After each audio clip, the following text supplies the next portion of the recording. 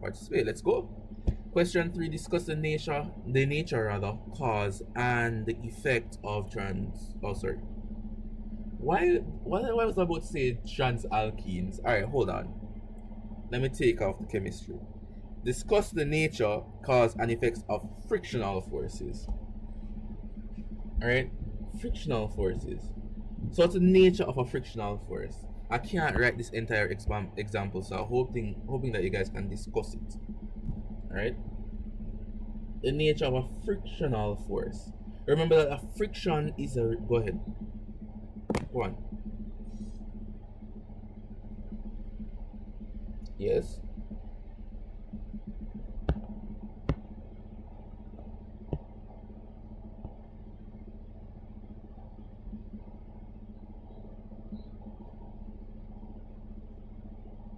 Mm-hmm. Alrighty, so it's a resistive force that opposes the relative motion between two surfaces in contact. Two surfaces when they are in contact. Lovely, right?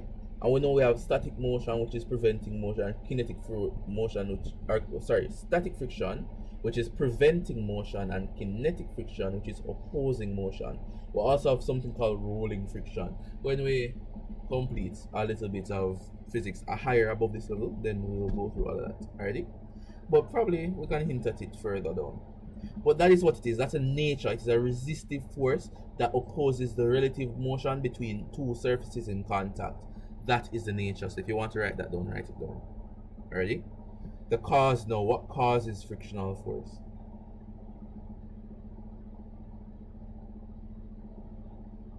Looking at the chemistry of the objects now, or the physical properties of the objects. Go ahead.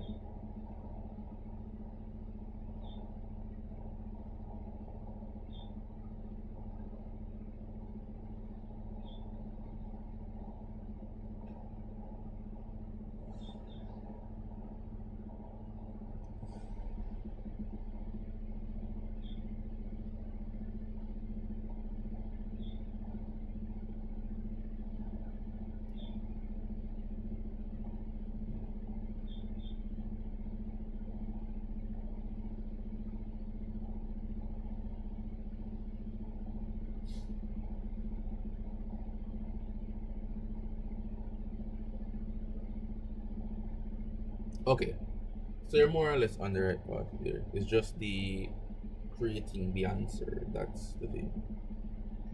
Anybody else wants to add on to that? What's the cause of frictional forces?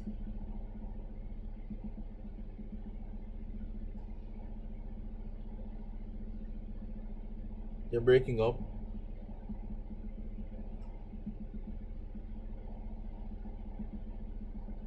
Right, no, I am.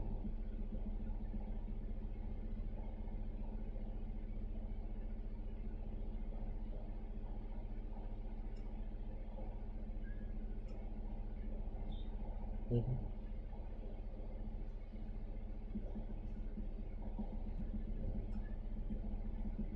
Alrighty. So what we're saying is that, what we're saying really and truly, right, is that the microscopic surface, right, roughness of these materials. Remember the materials, right? Even though you will have something that appears smooth, nothing is truly frictionless and smooth, right?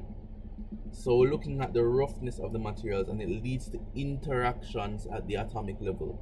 And these interactions create resistance to the motion due to adhesion between the surfaces, right?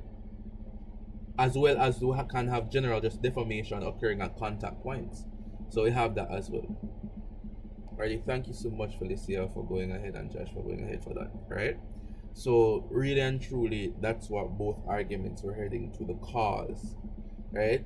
So the microscopic surface roughness of the materials, right, leads to interactions at the atomic level, right, that create resistance due to adhesion between the surfaces. And we can also note that there are deformations that can lead to energy loss, right? Rubbing, right, creates the frictional force there, right, at the contact points. And the effects now of frictional forces, right? So we're just looking at general effects. Go ahead.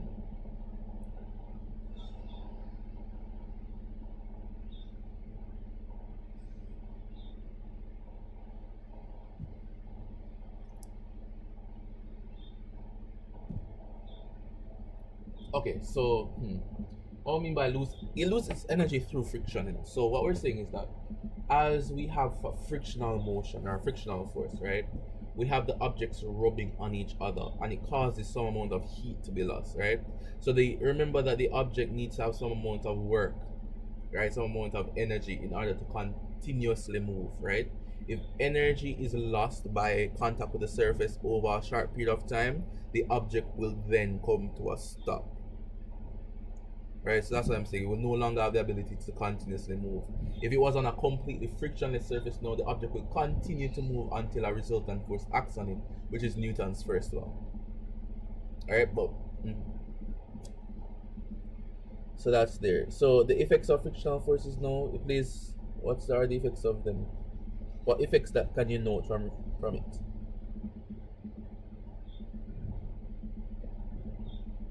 Yeah, that's what I was thinking about in the question. In terms of what? Because that's a very vague thing to say. I guess, right, it can cause wear and tear on surfaces, which can lead to energy loss in machinery. So after a period of time of frictional forces, it can actually wear down materials.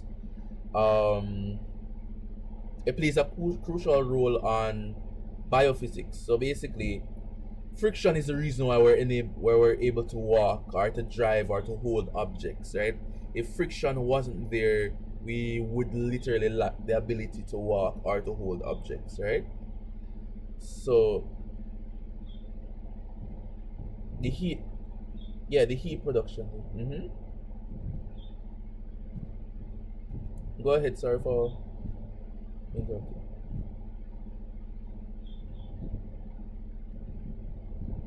Yeah, so heat can be produced as an effect of frictional forces, yes. That so energy is lost in the form of heat, right? So stuff like that. Okay, more or less. So this is from the 2017 paper or something. I just went to a paper that was a little bit older than the others to get this question. Alrighty. The next part now, state in words Newton's law of universal gravitation. What's Newton's law of universal gravitation? Anybody?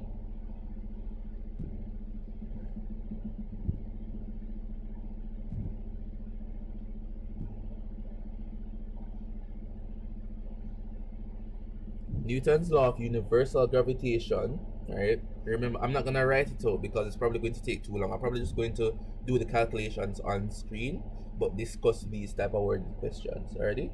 So the Newton's law of universal gravitation, it states that for every point mass, right, or that every point mass, right, attracts every other point mass in the universe with a force that is directly proportional to the product of its masses and inversely proportional to the square of the distance between their centers.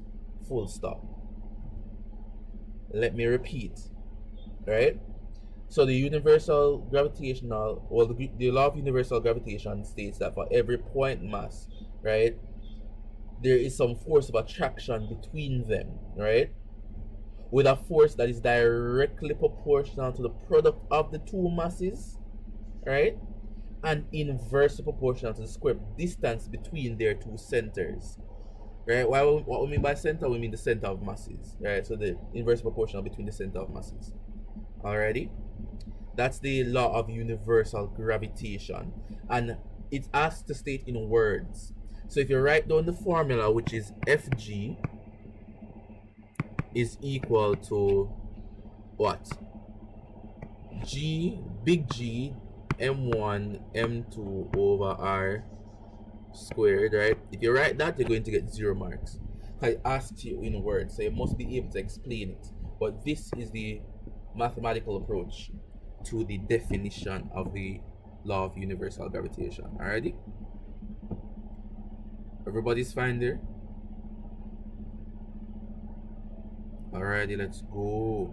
The planet Mars may be considered to be an isolated sphere of diameter 6.79 times 10 to the 6 meters with its mass of 2.42 times 10 to 23 kilograms concentrated at its center. Here again, that's the center of mass. Okay? A rock of mass 1.40 kilogram rests on the surface of Mars. Assume that the dimensions of the rock are negligible compared to the radius of Mars. 1. Determine the weight of the rock on Mars. Let's start out now. What is weight? We must recall that the weight of an object, right, is equal to the mass times the gravity of said object, right? The mass is 1.40 kilograms, yes? And the gravitational acceleration on Mars, we must be able to calculate that. How do we calculate the gravitational acceleration on Mars? G is equal to the gravitational constant, right? Which is 6.674 times 10 to the negative 11th meters cube per kilogram per second squared. But you guys should get it on the paper or in your what is it called again? It's a something the sheet. I don't remember. What's it called? It's not an answer sheet, it's a formula sheet. The data sheet or the formula sheet. Lovely. Alrighty? So use this equation, right? From this we end up with G being, I really should I write it on the other side of the screen now. But you guys should be following. So 6.674 times 10 to the negative 11th power. 674 times 10 to the negative 11th power. Right? Times it by the mass.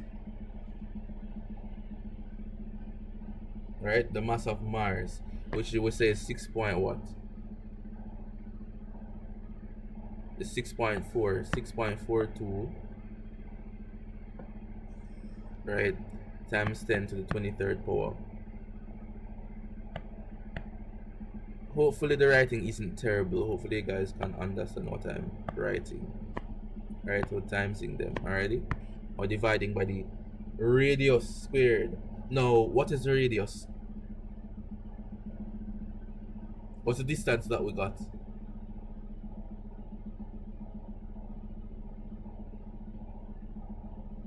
Anyone?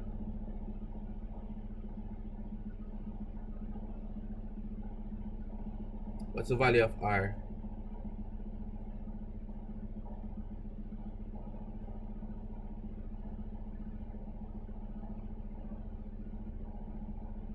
Is there an issue? What's the value of R, guys?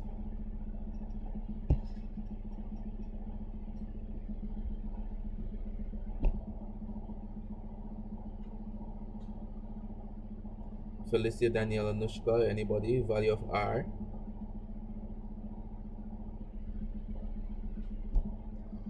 Remember the diameter of the planet, right, is 6.79 times 10 to the 6th power, right? Therefore, in order to get the radius, we must divide that value by 2. 6.79 times 10 to the 6th power divided by 2. And we should get 3.395 times 10 to the 6th power. Right? Not the negative 6, but just the 6th power, right? So it's going to be 3.395 times 10 to now the 6th power. And we're going to square all of that. We're going to end up with a value of roughly 3.71 meters per second squared as the gravitation, well, the constant for gravitational acceleration on Mars, right? And all we do know, what do we do now? We now recall that weight is mg. Therefore, weight of the rock is going to be 1.4 kilograms, as it said, right? Times our new g, which is 3.71, which is now roughly 5.19 newtons.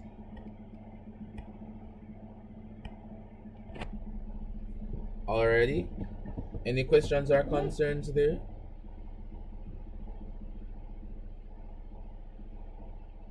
The weight of the rock is 5.19 newtons.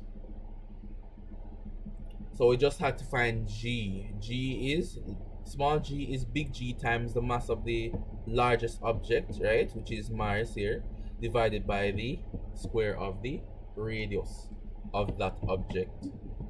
And we end up getting the acceleration due to gravity, and all we do is times it by the mass given in the question. Is everything fine here, guys?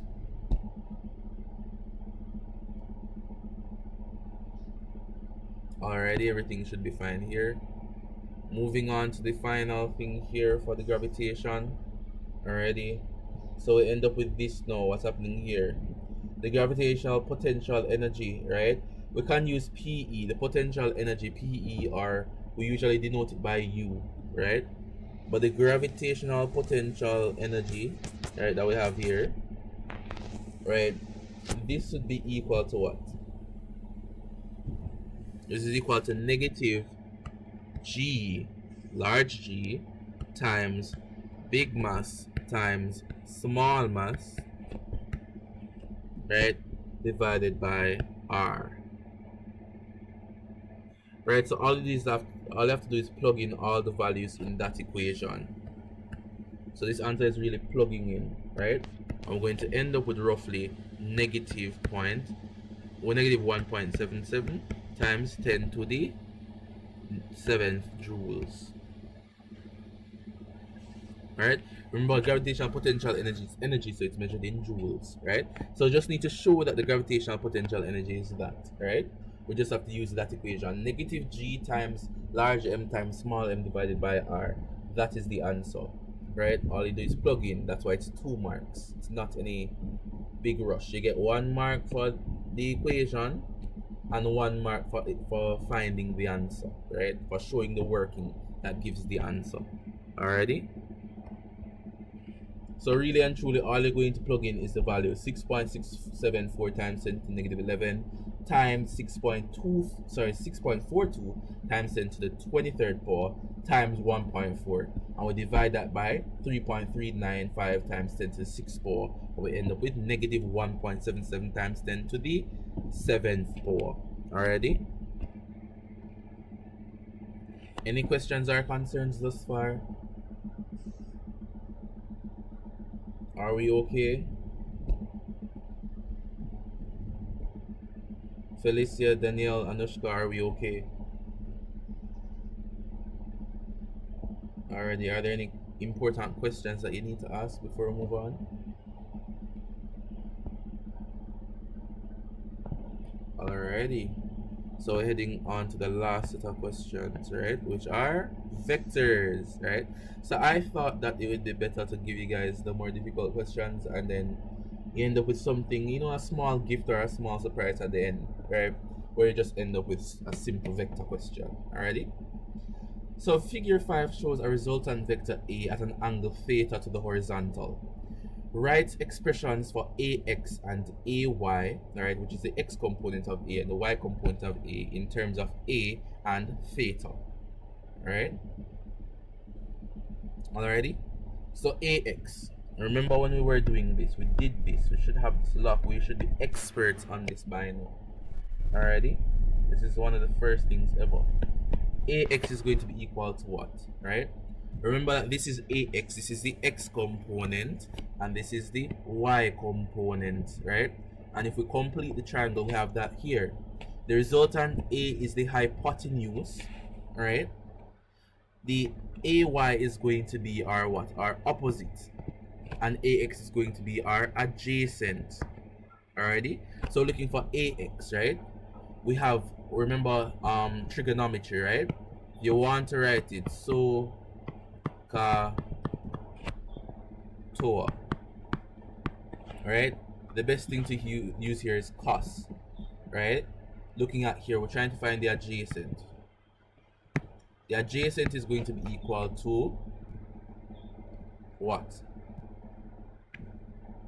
The hypotenuse cos theta. Isn't that true?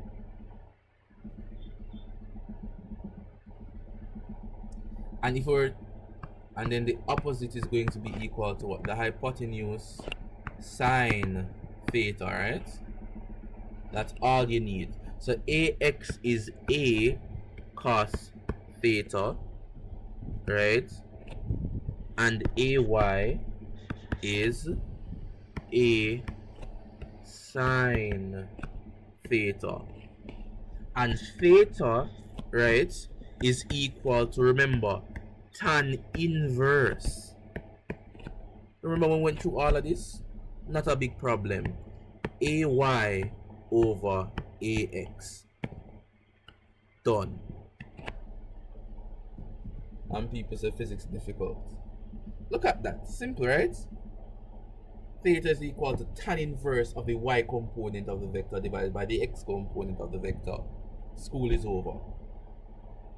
Alrighty? Two simple marks. Let's look at this now.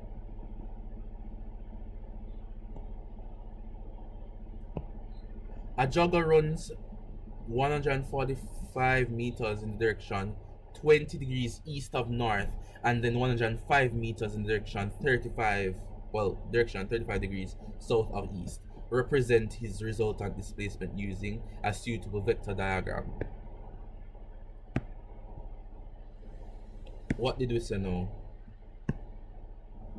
The jogger, right, runs 145 meters in direction 20 degrees east of north. East of north.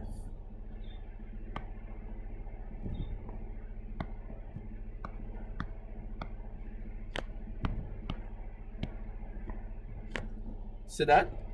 If you don't understand why I put the vector there, ask a question.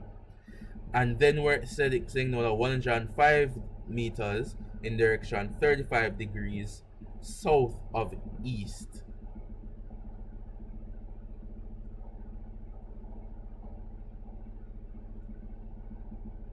So what would that be? Down here, right?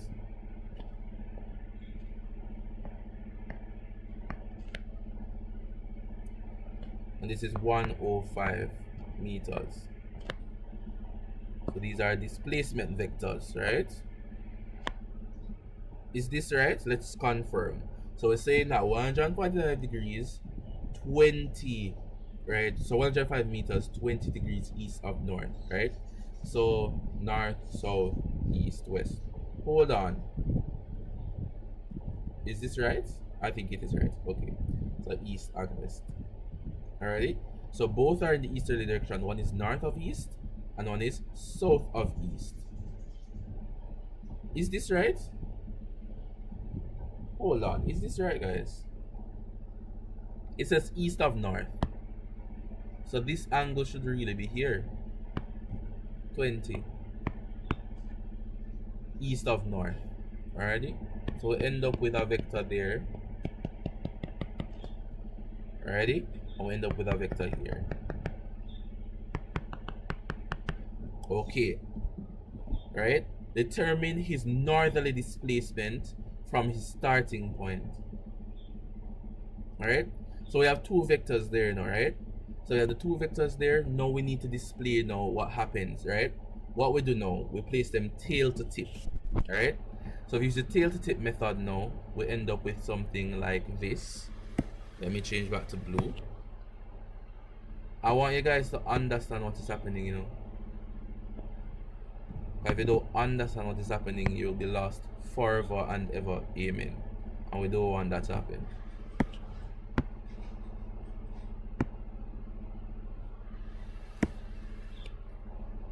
Let's draw that axis a little bit there, right? So let's do tail to tip method real quick. One of the first things that we went through again, right? So what we say, we go up here. So first, right? 145 meters, 20 degrees. Alright?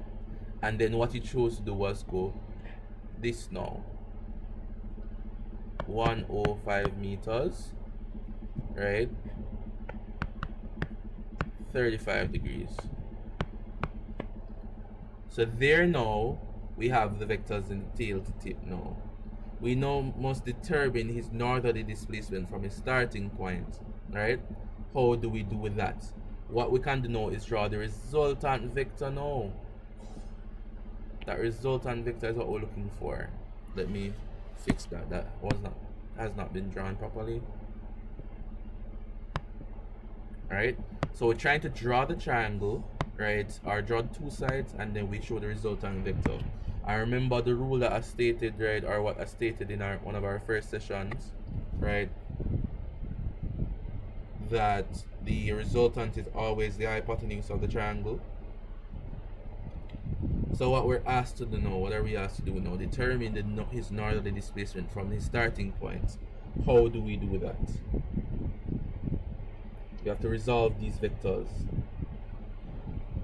So this is why I was very concerned when you said, oh, you know, something's not happening, or some of us never went through this, or some of our teachers just skipped over this. How are we able to resolve vectors?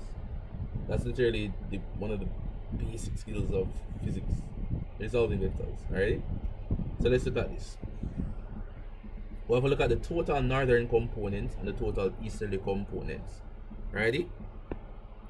So I have to look at the general components here. Right, so I'll do I here, or 2 here rather, right? Showing that that's the question that we're doing. So how much did it move north, how much did it move south, right? We need to understand that.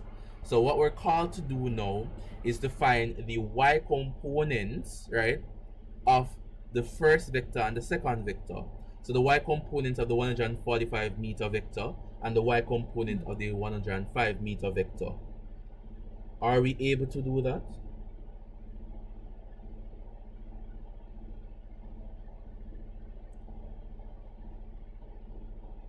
Remember, the y component is simply the vector, right, 145 sine, right?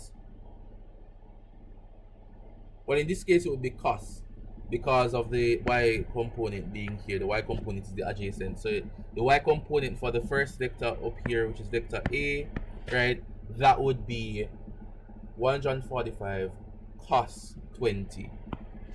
And then the last vector down here, this y component would be 105 sine 35. Alrighty? So let's find the y components first now. Let's call this A and let's call this B. Right? For AY, we're saying that AY is 145 cos 35. Right? COS. Come on, man. So cos 35 degrees, and we're saying now that BY, just separated them, is going to be 105 sine, so it should be 105 sine 35. Let's see if we get suitable answers here. 145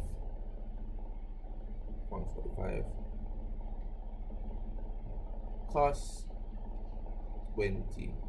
Sorry, this should not be 35, it should be 20 here for the first one.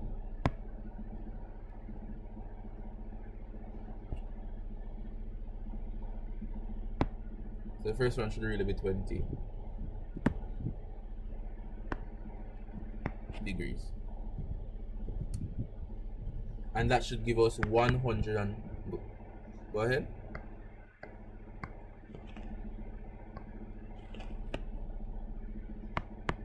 Yeah. Into the equation, yes. The last one, now we have 105 sine now 35. That should give us 60.2 really, right? But we have here 60.22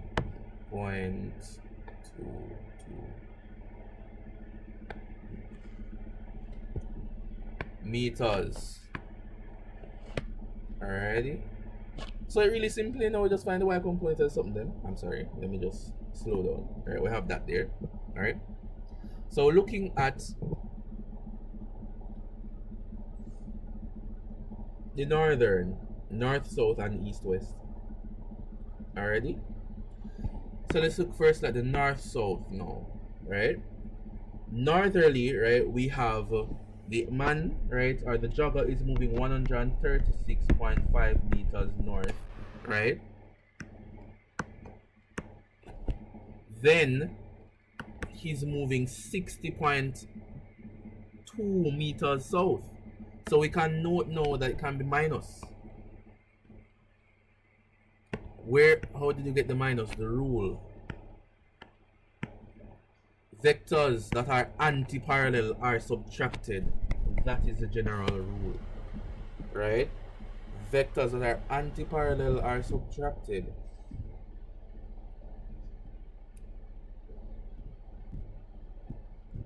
Alrighty, so they're moving in this along the same path in opposite directions. So it cancels out to a certain extent. So it's 76.3 meters. And it's positive, so that is the total displacement north. So this is north. That is the answer there, right? Now we're asked to determine the resultant displacement from its starting point, so overall displacement from its starting point. From that, we need the east-west components, or what we call the x components, right? The x components, now you just have to look at your triangle and figure out your x components from there. Make sense? So you're going to have to figure out which one is cos, which one is sine, or whatever. Alrighty?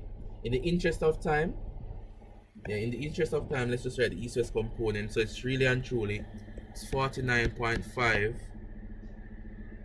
meters to the east, EAST, right?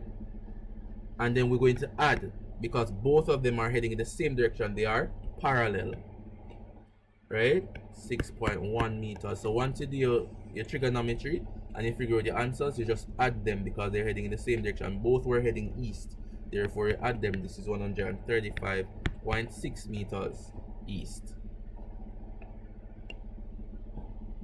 Alrighty, how do we calculate the resultant displacement? Displacement is not merely distance, but it is distance with a direction. Therefore, we must be able to find the directionality. The resultant vector r is, by using Pythagoras theorem, will be the x component squared plus the y component squared. Those would be the resultants there, right? Using Pythagoras theorem. And then in order to find theta now, we take the inverse tan of the the y components divided by the x components, and school is over there. So I think this is really simple calculation. I'm just giving you guys a method. If you use this method, you cannot get a vector question wrong. It is impossible, right? So use this method. The table method is nice as well. So I would recommend that you write down your vector. So vector A, B, or whatever, right? And then you have the x component here and the y component here, right? So you can simply write down the x component is what? It is A x is equal to A cos.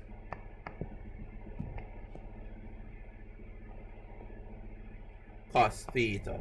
And you write a value and then just fill in the table for each thing. And then after you're done, you add it up so you get the total down here, and it is the total that you use in here. So the total x is here, the total y is here, and then you tan inverse using your x over your y, and you get your theta.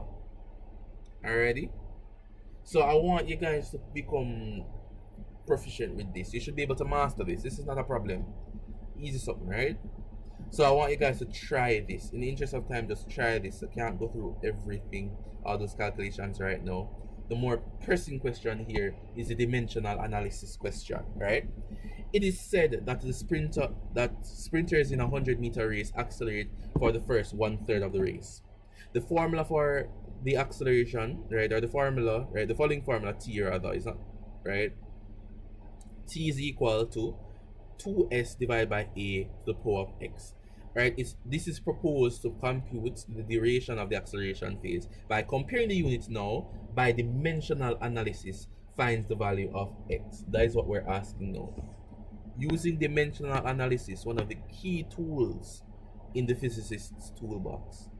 Find x. Alrighty? So I'm going to see if I can find a blank space on the paper. I'm going to do that question up here. Alrighty? So I'm going to do that question up here, guys. So let's work with me. Just work with me. Alrighty? So I know it's getting, we've been at this paper for a long while, but let's go. Alrighty? So we end up now, what we're saying, T is equal to 2s over what? A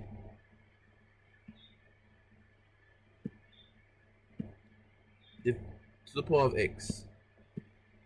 Alright? T is time. Remember what we did in dimension analysis? T is the dimension, time. Right? And that is equal to what now? Give me a moment.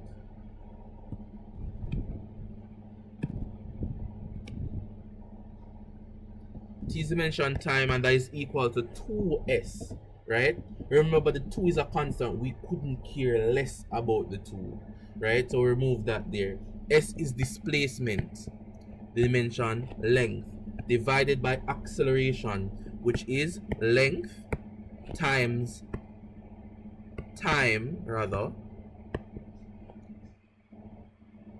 to the power of negative 2.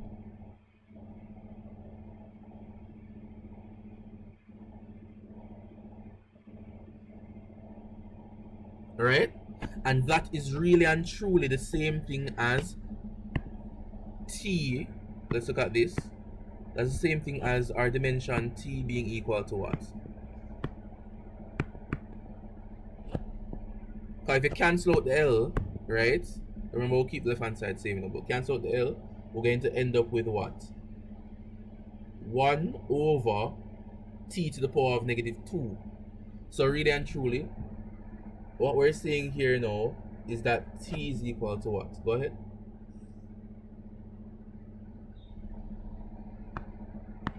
T is going to be equal to T squared, right? So let's apply the power of x now, right? Let's get back to this now. Let's apply that power now over A. That looks like a 9. My apologies. Let me rewrite that. A, right? So this is brought to the power x, right? This is equal to T squared to the power x, right? Or T squared x, rather, right? So via the dimensional analysis, what are we saying here? What is this proposing? This is proposing that the dimension of time is equal to the dimension of time squared x. How can we have this being equal? That must mean that this is true if and only if 1 is the result of t of 2x, right? Does that make sense? Remember that t is the same thing as t to the first power, t to the power of 1. I was saying that t now must be equal to t